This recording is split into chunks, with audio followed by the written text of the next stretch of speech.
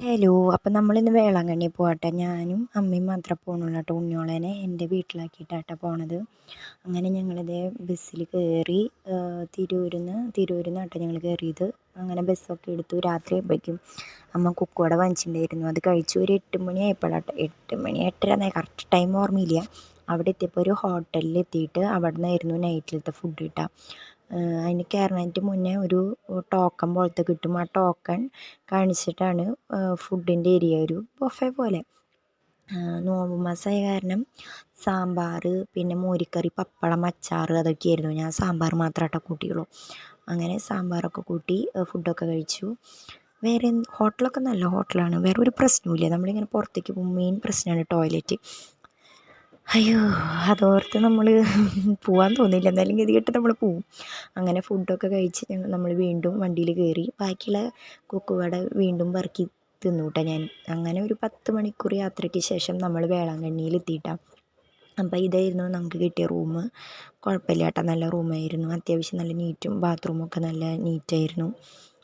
അതായത് ഒരു കുഞ്ഞൊരു ഹാള്. അതിൽ ഞങ്ങളുടെ റൂമിൽ 4 പേർക്ക് കിടക്കാനുണ്ടായിരുന്നു. ഞങ്ങൾ 2 പേരും പിന്നെ വേറെ 2 ചേച്ചിമാരും ഉണ്ടായിരുന്നു കേട്ടോ. ഇത് വാഷിംഗ് ബേസിന്, ബാത്റൂം, ഇങ്ങനെ ആയിട്ടാട്ടോ റൂം കിട്ടിയത്. അങ്ങനെ 5:30 തന്നെ ഞങ്ങൾ മുട്ട് കുത്താനൊരു നേർച്ച ഉണ്ടായിരുന്നു. അപ്പോൾ ഞങ്ങൾ അവിടെ ഒരു 5 മണിയാകുമ്പോഴേക്കും എത്തി. ഒരു 5:30 5:45 കൂടിയിട്ട് ഞങ്ങൾ മുട്ട് കുത്തണ അവിടേക്ക് പോവാട്ടോ.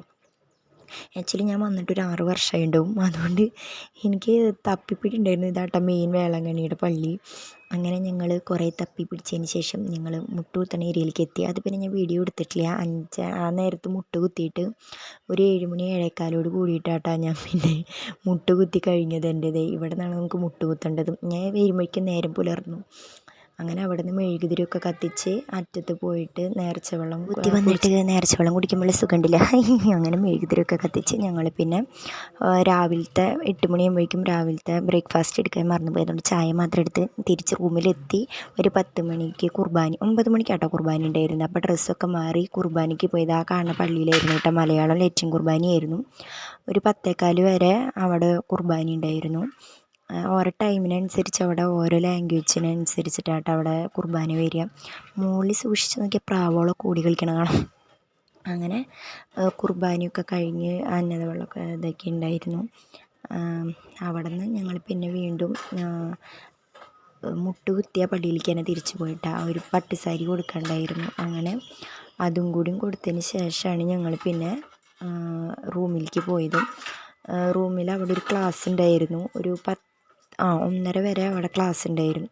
സാരി ഇടുന്ന പള്ളി എന്ന് പറയണത് വേളാങ്കണ്ണി മാതാവ് കാലിന് വയ്യാത്ത ഒരു കുട്ടിക്ക് പ്രത്യക്ഷപ്പെട്ട് സൗഖ്യം കൊടുക്കണത് അവിടെയാണ് ഞങ്ങൾ സാരി ഇട്ടത്. അതിന് ശേഷം ഉച്ചത്തലത്ത് ഫുഡ് കഴിച്ചു. മുട്ട ബിരിയാണി ആയിരുന്നു. നോയമ്പായതുകൊണ്ട് മുട്ട ബിരിയാണി ആയിരുന്നു. നല്ല ഫുഡായിരുന്നു. പിന്നെ ഞങ്ങൾ കുറച്ച് നേരം കിടന്നിട്ടാട്ടോ പിന്നെ പോയത്. നെക്സ്റ്റ് വീഡിയോയിൽ കാണാം. അപ്പം ടാറ്റാ.